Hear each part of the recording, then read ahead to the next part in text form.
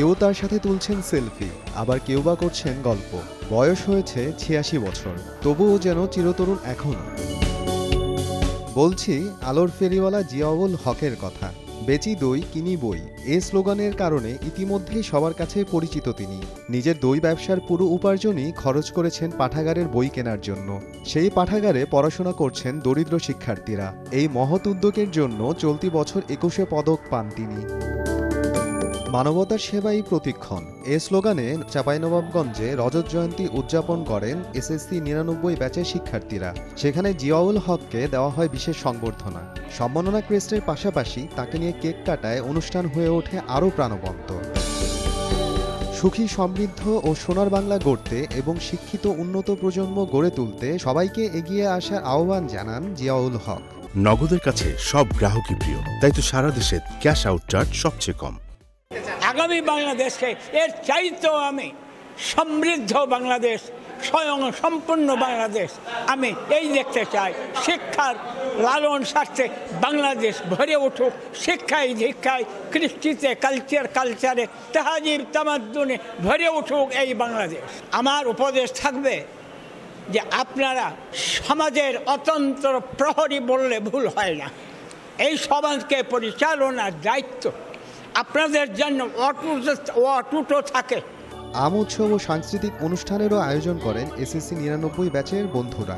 আম উৎসবে রাখা হয় ইচ্ছেমতো আম খাওয়ার সুযোগ। শৈশব আজকে থেকে প্রায় ২৫ বছর আগে আমরা স্কুল জীবন শেষ করেছি। মনে হচ্ছে যেন আমরা আবার সেই স্কুল প্রাঙ্গণে ফিরে এসেছি। এখানে আমাদের যে বয়স হয়েছে আমরা কিন্তু সবাই প্রায় ৪০-এর কোটায়। একটিবারের জন্য মনে হয়নি আমরা ৪০-এ আছি, আমরা সেই ১৫-১৬তেই আছি। আসলে এইভাবেই থাকতে চাই। এখানে এসে মনে হলো আমাদের পুরনো আড্ডা, মানে পুরনো আমরা সশরীরে যে মিলিত হতাম, মানে একত্রিত হতাম, বসে গল্প করতাম, চোখে তাকাতাম, ছুঁয়ে দেখতাম, সেটা এখানে পাচ্ছি।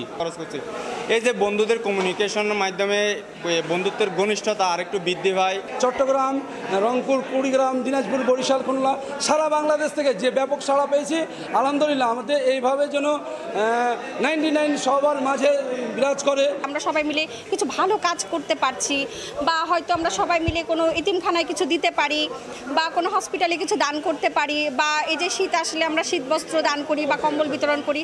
হ্যাঁ, এগুলো আমরা এই গ্রুপের মাধ্যমে আমরা এই কাজগুলো করে থাকি। সমাজের সেই সব মানুষগুলোর পাশে আমরা দাঁড়াতে চাই, যে সব মানুষগুলোকে সমাজ হয়তো সেভাবে মূল্যায়ন করছে না, রাষ্ট্র সেভাবে যেতে পারছে না। আমরা রাষ্ট্রের কাছে এইভাবেই তাদেরকে আমরা উপস্থাপন করতে চাই। এবং জিয়াউল হক সাহেবকে আজকে এখানে উপস্থিত করতে পেরে আমরা সত্যি নিজে গর্বিত, এবং জেলা হিসাবে, জেলার মানুষ হিসাবে আমি নিজেকে গর্ববোধ মনে করছি। নগদের কাছে সব গ্রাহকই প্রিয়, তাই তো সারা দেশে ক্যাশ আউট চার্জ সবচেয়ে কম। রজত জয়ন্তী উদযাপন উপলক্ষে অনুষ্ঠিত বন্ধু আড্ডায় দেশের ৪৬টি জেলা থেকে এসএসসি ৯৯ ব্যাচের ৬০০ সাবেক শিক্ষার্থী অংশ নেন। সময় সংবাদ, চাঁপাইনবাবগঞ্জ।